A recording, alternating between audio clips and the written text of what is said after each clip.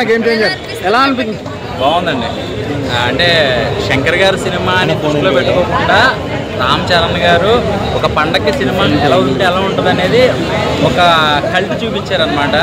So యాక్చువల్గా మనం ఇలాంటిది నిజ జీవితంలో పవన్ కళ్యాణ్ గారు మొన్న కాకినాడలో ప్రతిదీ కూడా సీజ్ అంటారు కదా, సో స్క్రీన్లో రామ్ చరణ్ గారు ప్రతిదీ సీజ్ చేస్తే ఎలా ఉంటుంది అనేది మనకి కొంచెం డిఫరెంట్గా చూపించారనమాట. శంకర్ గారు అంటే కొంచెం ఎక్కువ లంచాల కోసం ఎక్కువ సినిమా చేస్తూ ఉంటారు కదా, సో అందులో కొంచెం డాన్సులు కానీ లేకపోతే కొత్త వేరియేషన్ చూపించారు. అంటే కెమెరా వర్క్ కానీ, అంటే తమిళ్ ఫ్లేవర్ లేకుండా మన తెలుగు ఫ్లేవర్లో శంకర్ గారు డైరెక్షన్ చేస్తే ఎలా ఉంటుందో అలా చూపించారు.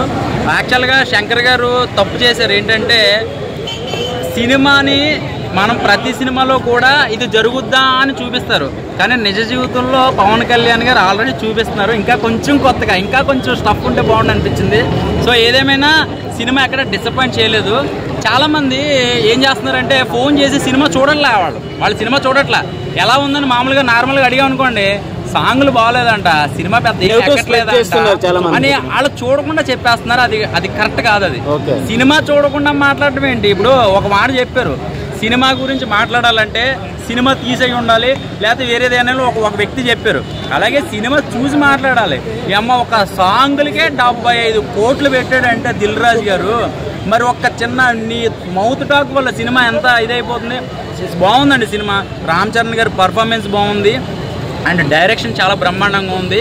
క్లైమాక్స్ అండ్ ఇంటర్వెల్ సీన్ అయితే మాత్రం గూస్ బంప్స్ వస్తాయండి నిజంగా, మామూలుగా ఉంటుంది. అప్పన్ గారి క్యారెక్టర్ చాలా బాగుందండి, అదొక మైల్ రే అనమాట. అది ఎందుకంటే అది వచ్చి వెళ్ళిపోవడం చాలా మంచిది, ఎందుకంటే ఆ సీన్లు అలాంటివి ఉండాలి. ఎందుకంటే అంటే డబ్బుతో చేయకూడదని రాజకీయాలు, అంటే ప్రతి ఒడు డబ్బు పెట్టి రాజకీయం చేస్తాడు. సో అలాగా నిజ జీవితంలో రావాలని సినిమాని నెగిటివ్ స్ప్రెడ్ చేసుకోవడం అంటే ఒక మాట చెప్తున్నానండి. ఇప్పుడు ఎలా ఉందంటే మౌత్ టాక్ వల్ల సినిమా ఇండస్ట్రీలో, అంటే ఇప్పుడు తెలంగాణలో ఈ ప్రీమియర్ లేకుండా పోయింది ఒక్క చిన్న కారణం వల్ల. నిజంగా ఇందులో మనకి ఏం నేర్పించారంటే బలుపు పొగరు తగ్గించుకుంటే అన్నీ బాగుంటాయని రామ్ చరణ్ గారు చూపించారు. ఈయనకి మహా కోపం అనమాట సినిమాలో. ఆ క్యారెక్టరైజేషన్ అంటే చాలా కోపం. ఆ కోపం వల్ల ఏం నష్టపోతారు, ఆ కోపం తగ్గించుకుంటే ఏం డెవలప్ అవుతారు అనేది సినిమాలో చూపించారు. సో ఓవరాల్గా చెప్పాలంటే సంక్రాంతికి ఒక మంచి సినిమా చూసానని నా ఫీల్ అయితే నాకు వచ్చింది. ఇంకా నెగిటివ్ స్పెట్స్ అంటారా, మన పండగ అన్నాక మనకి పండగ వచ్చే సినిమాలన్నీ కూడా అటు ఇటు ఉల్టా ఉంటుంది. మనకి 18వ తారీఖు అసలైన సినిమా హిట్ అనేది మనకు తెలుస్తుంది.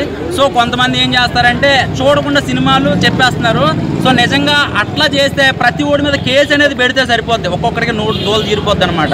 అట్లా చేయాలి. సినిమా ఎలా ఉందో చెప్పాలి, కానీ సినిమాకి వెళ్ళకండి సినిమా బాగాలేదంట లేదా 14వ తారీఖు సినిమా అది బాగుందండి అని చెప్పేది అదేదో నిజంగా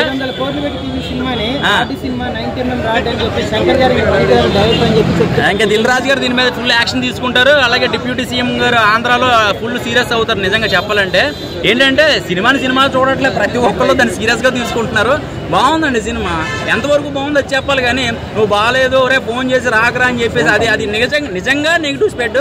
ఇది పొలిటికల్ సినిమాని నిజంగా పొలిటికల్ సినిమాగా చేస్తున్నారు. అది మాత్రం అసలు నచ్చలేదు చెప్పాలంటే. అంటే రామ్ చరణ్ గారి మీద ట్రోల్స్ నడుస్తున్నాయి, మీరు గడ్డం తీకండి సార్, గడ్డం తీస్తేనే సినిమా హిట్ అవుతుంది, గడ్డం ట్రోల్ చేస్తున్నారు, మీరేమంటారు? ఓ అమ్మ, గడ్డానికి దీనికి లింక్ పెట్టారంటే ఛత్రపతి సినిమా ఎక్కువ సార్లు చూసి ఉంటాడు. కత్తికి బొచ్చుకు ఉన్న లింక్ రామ్ చరణ్ గారికి పెట్టినట్టున్నాడు. ఆడు ఎవడో మొత్తం ట్రోల్ అవుతుంది, గడ్డం తీసేస్తే సినిమా ఫ్లాప్ అవుతుంది, చూడడానికి బాగలేడు, గడ్డం ఉంటేనే హిట్ అవుతుంది. గడ్డం లేని సినిమాలు ధృవ ఉంది సూపర్ డూపర్ హిట్, మరి దానికి ఏమే అనాలి అంటే ఆడికి ధృవ సినిమా 4 సార్లు చూపించాలి అయితే మాత్రం. సార్ ఏంటి పిచ్చి